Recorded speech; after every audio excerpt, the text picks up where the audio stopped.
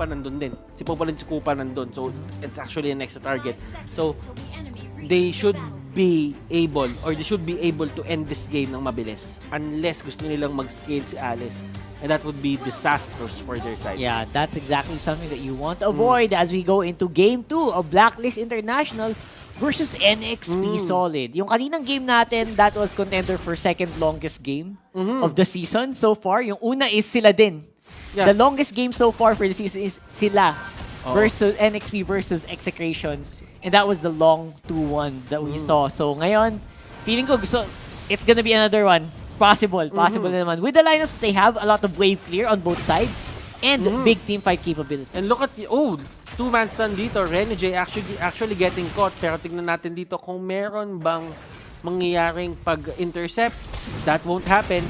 And ito na nga sinasabi din natin for Blacklist International, since napag-usapan natin yung win conditions ng next episode, pag-usapan natin yung Blacklist International, utilize si Eson with this Atlas. Nakita natin kung paano niya gamitin to against Onyx PH, kung paano niya sinet up yung lahat ng pickups doon for full clip.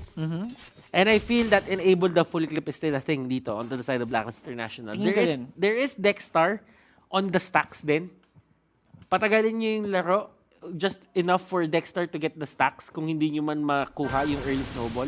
And doon kayo mananalo. So those are the two requirements para sa magkabilang teams. Yep. Win conditions are gonna be very similar for both of these players. Obviously, with the picks that they have, yung Lancelot as well as this Ling. Now, we are going to see a little bit of a slower game compared to kanina, which is a sign na parang on the way nga tayo dun sa medyo long games natin. For sure. Kasi kung papansinin mo kanina, nag-ingat pa rin yung dalawang team eh. They still respected each other. And si Rene J dito will still get that coin. Siya pa rin ang nakakuha. Yep, exactly. And that's the power of the FAMs, man. Mahirap contest ang FAMs sa early game. Like, there's a lot of times na yung FAMs na to is going to be... Sometimes FAMs is tankier than the actual tanks early game. And si Eson dito nahuli and here comes the Federal Airstrike. Will it matter though? That is the question. Yawi dito, hinahabol ni Full Clip. Does he have enough damage? Tempest of Blades nandun. And look at that. Pumasok na lang si Full Clip dito. He converts that into a kill. And Alice dito ang pinaka-next target for Rene J. He will take that down. And tatandaan natin na this is a bad matchup para sa isang Alice. That's true. Yung Thams Alice na matchup na yan, that's really not going to the side of Alice anytime soon. I actually thought kanina si Yawi was gonna survive. So far, this FAM's Alice lineup matchup is something that we've seen actually previously. We've seen this recently, and it really went so bad for the Alice. So, again, super surprised with the plays that Blacklist are pulling off. Surprised na si Yawi din yung nagiging target nila, which is dapat hindi. So, Blacklist here is just coming up with new stuff here to impress us. MB dito, hinahawi-hawi ni Edward. Tatandaan mo pag ang buhangin, pinainit mo, nagiging glass. Oo, tama diba? So, easy lang. So, malupit. Easy lang. Mamaya, pununan ng ano yan. Matapakan nyo pa yan. Matapabubog. Mabubog pa kayo dyan. Huwag kayo mabubog dyan. Kaya mabubog. Still, onto the bottom lane. Bottom lane na Rockhart, kinukuha na lang nila yung turrets dito. They know that they cannot contest that because of the innate nature ng H2O Lancelot na yan. And look at that, Chester dito will be the target. Full Clip dito, can he take that kill? Yes, he will. Rene J on the other hand, gusto niya pa rin talaga lumaban. Full Clip dito, tumatakbo. He has the Finch poise and he will get away.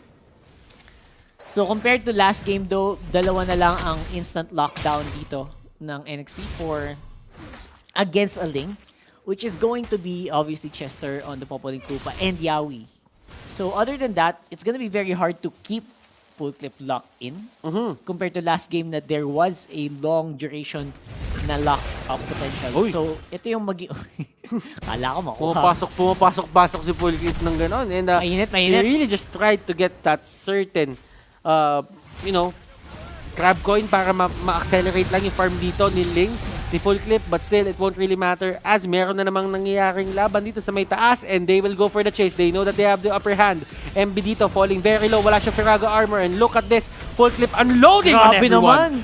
Full Clip is activated, ladies and gentlemen. Grabe. Earlier, he was just on the bottom part of the map, trying to steal that coin, and all of a sudden, He was fighting on the top lane very easily. And ito na nga yung pinasabi natin about full clipping. There's a reason why he stopped KDA right now. He does a lot of things, especially given the right heroes. And Ling pa ang gamit niya ngayon. Full clip dito. Nakita mo yung damage output sa kanya, you really have to respect kung ano man. Respeto pa rin kay H2, Respeto pa rin kay H2. You gotta take care, bro. Oo, kailangan Or mag-ingat ka else. talaga. Thorn Rose talaga ang magiging pinakakalaban mo dito. Pero in terms of getting these buffs, Retribution and Thorn Rose, ang ayaw mong makita. Although onto the bottom lane, Dexter dito is getting priority over 2 lanes. Which is pretty good, I would say. It's still pretty good. No, Yawi, nag-aabang pa rin. And I think ayaw nilang ibigay yung turtle na to. Setup will be very crucial here in the timer. You want to get that third turtle if possible, especially if you're Blacklist. And NXP ngayon ang zoom zone around the bottom lane. Eson, on the other hand, nandito siya, nahulid siya dito.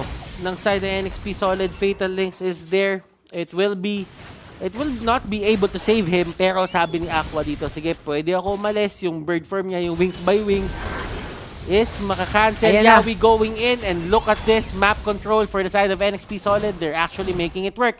H2O, nasa third nila sila dito. Rene J, nagsusuntukan sila dito ni Edward, and look at MB preemptively going straight for Edward dito with the last insanity. Tignan natin dito kung ano mangyayari dito sa may fight na to. Edward trying to get away, kinagat-kagat siya ng aso, and that Chichu Dog will get the kill.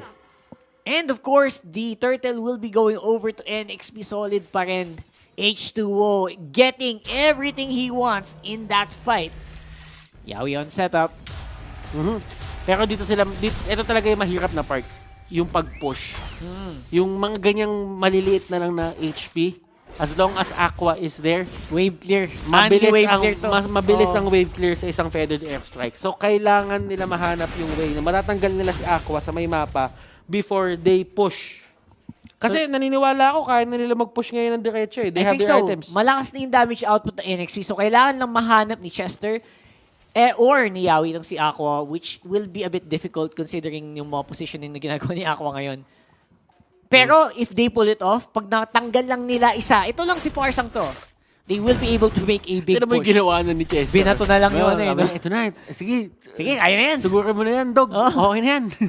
Fetch my tower. Fetch my tower na, okay. Pwede na yan. At least nakukuha na natin yung middle lane nila. And that is going to be a big advantage for the side of NXP Solid. Pero ito na naman si Yawi with the initiation. Full clip getting caught out. H2O doon. Going for the slide and taking down that link. That's what we're talking about, boy. Ito na yung sinasabi natin. Yawi on the Kufra.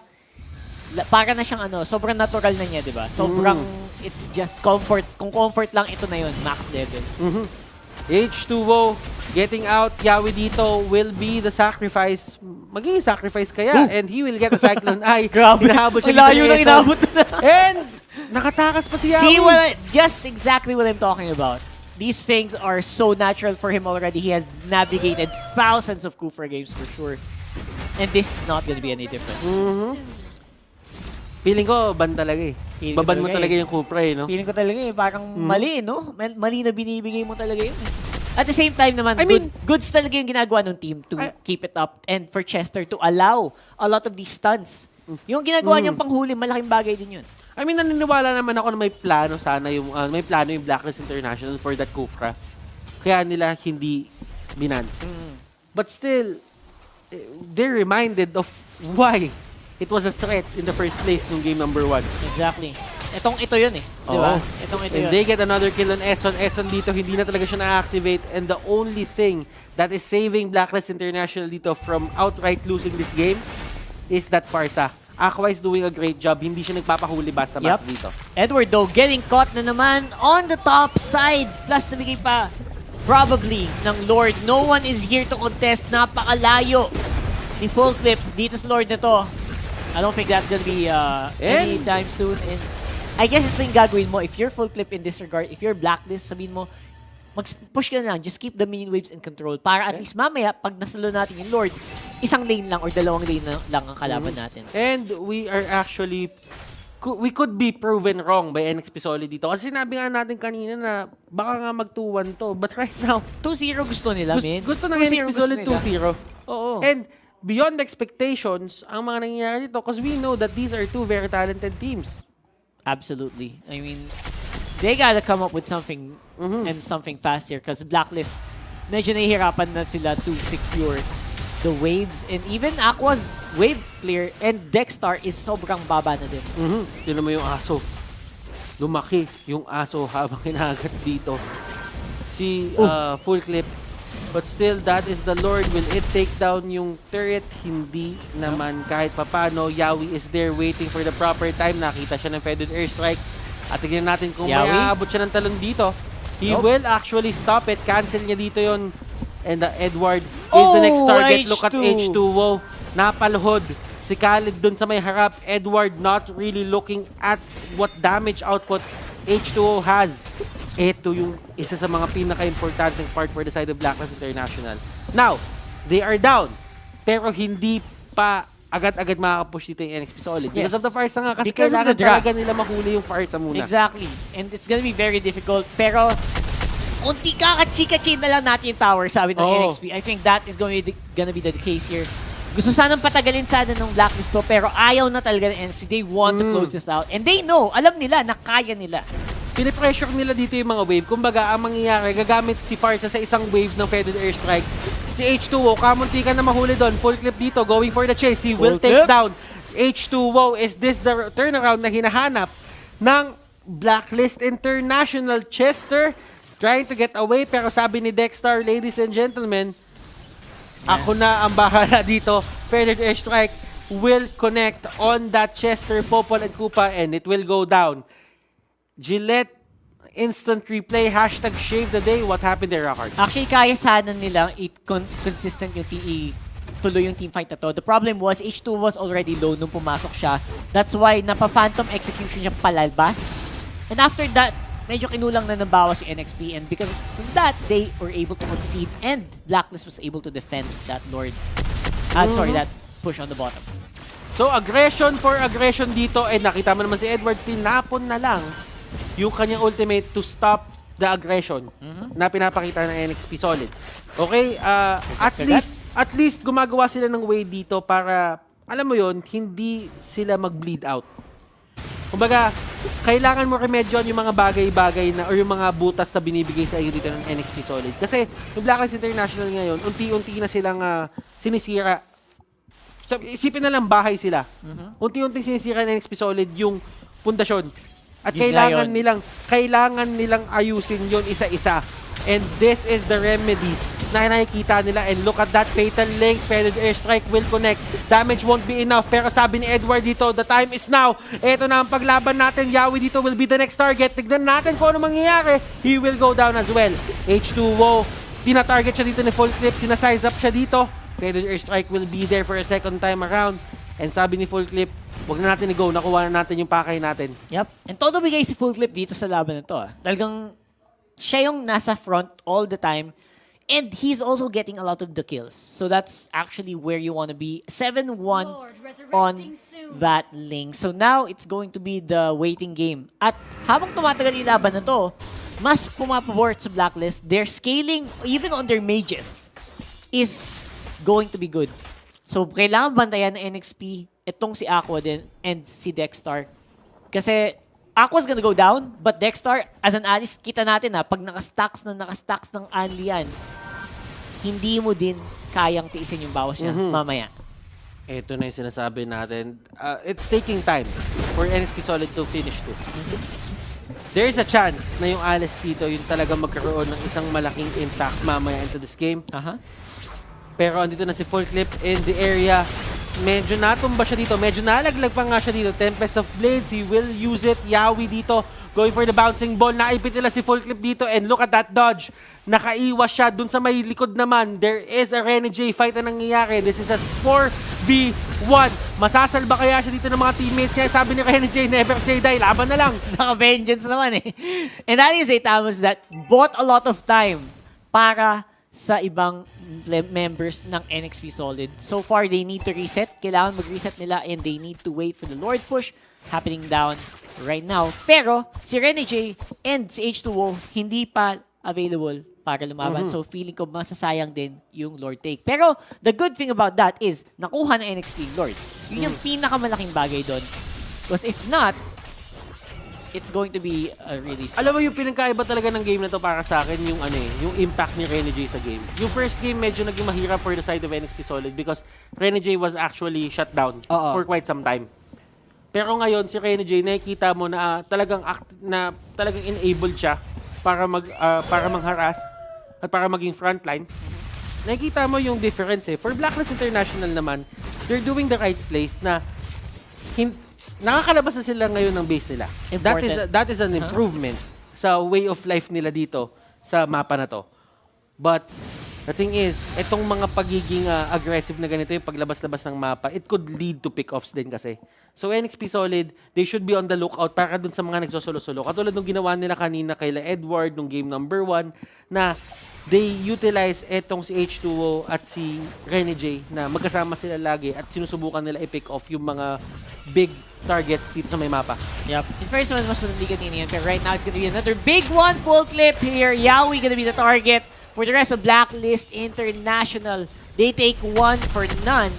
And oy, nahuli nila yung Farsa. Farsa. Nagawa ni Rene J yung trabaho niya, pero this is a 3v4. Ipipilit pa ba nila to? That is the question. Andyan din si Popol. So make this a 3.5v4. 3.5. Hindi kasi may aso eh. May aso eh. May bilang yun. Like ngayon, siya yung bumabawas, siya yung nasa harapan. Papabalikin muna ni Chester. Dexter in the middle of the fight. Again, once more ultimate activated. No need for the Winter Truncheon. MB goes down. And Dexter dito is the target for H2O. H2O dito na pinpoint niya na kung sino yung kailangan niya i-takedown. And look at the HP bar going up for Edward. Tutumba dito si H2O. And gumagawa na ng paraan yung Blacklist International. Slowly but surely climbing up the ranks ulit. And ito yung sinasabi natin.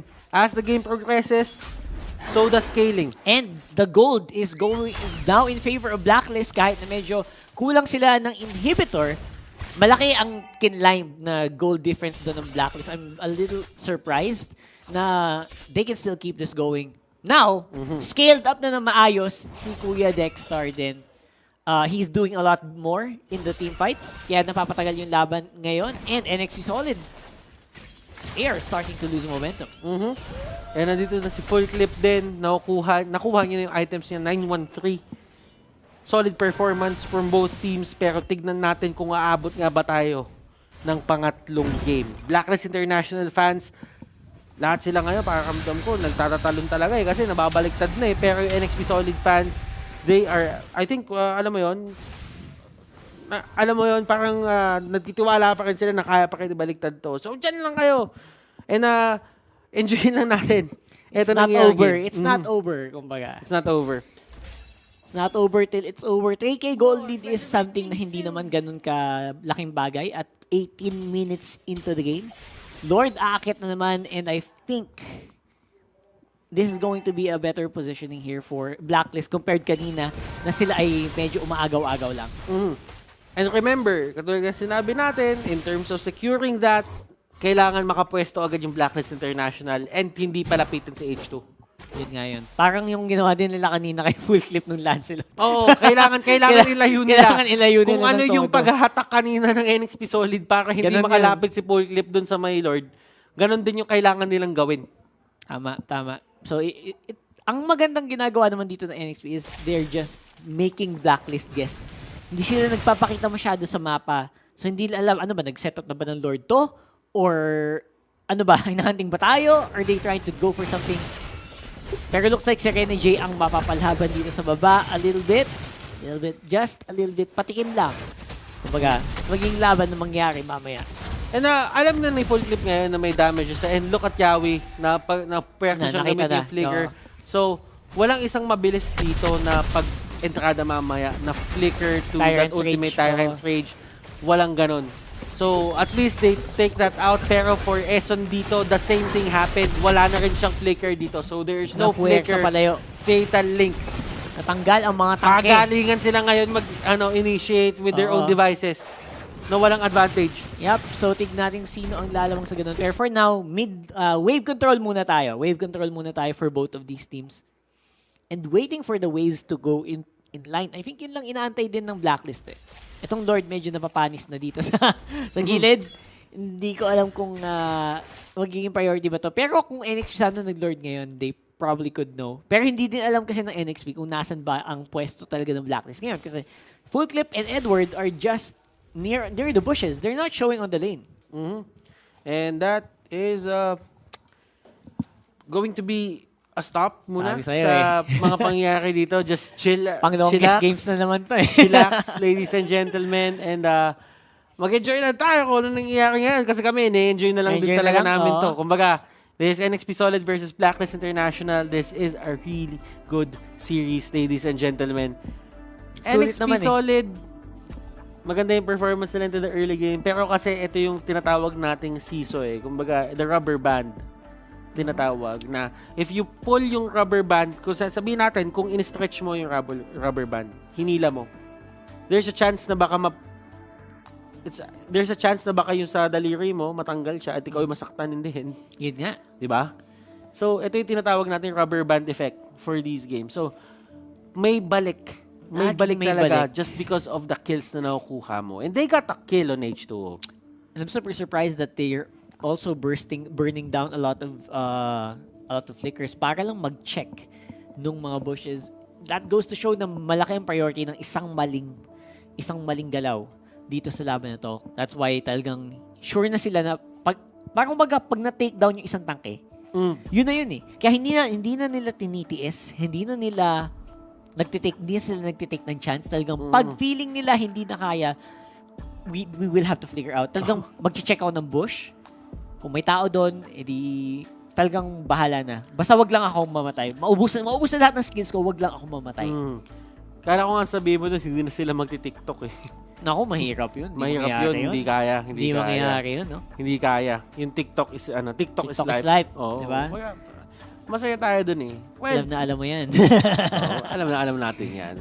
Hanapin nyo lang si Butter sa TikTok. Huwag nyo na hanapin. Pero ito, tignan mo. Chill lang sila. Wala masyadong reaction. And si Yawi, parang lagi ko siya nakikita nakapikit for some reason. Kanina, actually, napansin ko din yung kanina pa eh. Kagabi, di ba? Kagabi din ba? Kagabi din. Medyo nakapikit siya lagi. I don't know kung nakapikit talaga siya. But it's more on the idea lang siguro na chill. Chill lang yun. Or, ayaw na niya ma-pressure ba? Ayaw na lang ma-pressure. Feeling ko chill na lang. Eh. Pero ito, tingnan mo, si Eson dito, gaya na gaya yung pwesto ni Eson lagi. Kung may napapansin tayo sa NXT, kulang na lang yung mga numero. Yan. Mga numerong dumadating. Eson, eh. Kumbaga nagka-calculate na. Sinasabi ni Eson, sana paano ko ba i-initiate ng maayos to? Feeling ko, kaya ko naman eh. Pero, sisimulan na niya ang kalkulasyon. Sisimulan na natin yung kalkulasyon. And we will head back into the game. Nag-ready na sila dito. Paano nga ba mako-conclude etong game number 2? Not true. Malalaman na natin Feeling ko yan. pang ano na naman to. Malalaman na natin yan in to, just a bit. And we are heading into the 20-minute mark. Look at this. H2O na paalis. Fatal Links will connect. And that was the initiation na hinahanap nila. H2O falling very low. Dexter dito onto the backlines. Let's see kung ano pa mangyayari. Full clip, mga kaibigan. Tinutuhog-tuhog yung mga tao dito sa may likod. Full clip. Ayun na, nahuli nila. No, he won't. Yawi is still there. Edward here with a two-man setup. And my goodness, Blacklist International, they are back in it. They're back. Absolutely. One guy remaining dito. Si Chester na lang ang natitira. 30 seconds, 40 seconds sa death timer. Kaya ng pala ibang miyembro nila. Kaya pala nag-iisip na. Kaya pala may nakita ka ng mga number. Yung setup niya. Yun na pala yung gagawin. Ni Eson. Yun na pala yung gagawin ni Eson. Sana may mag-edit. Feeling ko meron eh. Daddy Shark, ikaw na. Daddy Shark right after the post, no? Oo. Putik yan, no? Wala. Nag-launch agad. Kinalkulan niya yung distansya na gagawin ng flicker niya. And ladies and gentlemen, we are heading into game number 3. Nako po. Blacklist International wins game number 2. 1-1 ang setup natin ngayon.